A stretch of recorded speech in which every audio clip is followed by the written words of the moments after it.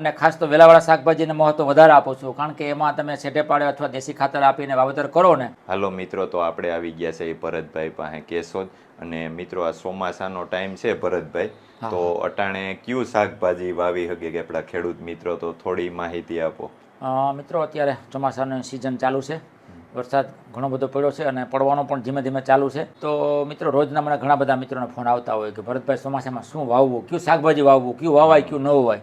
તો મિત્રો, અત્યારે રીંગણ, મરચાં, ટમેટાં, ભીંડો, ગુવાર, ગલકા, તુરિયા, દૂધી, કારેલા, ચીભડા, કાકડી વગેરે શાકભાજી બધા અત્યારે વાવેતર કરાય. અને ખાસ તો વેલાવાળા શાકભાજીને મહત્વ વધારે આપું છું, કારણ કે એમાં તમે છેટે પાડે અથવા દેશી ખાતર આપીને વાવેતર કરો ને, તો તમારા છેટ દિવાળી સુધી, દિવાળી પછી પણ તમારે ચાલતા રહે.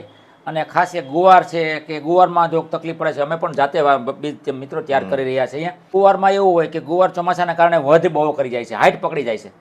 તો એને કારણે થોડોક હવે પછીના ભાદરવા મહિનામાં, શ્રાવણ મહિનામાં જાય પછી ભાદરવા મહિનામાં વાવો ને, તો મિત્રો સારું રહેશે.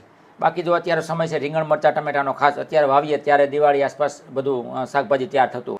મારો નંબર છે 97 142 25 8 14. મિત્રો, મારો કોન્ટેક્ટ કરી શકો છો. તો મિત્રો, આ રીતના શાકભાજી આપણે વાવી શકીએ.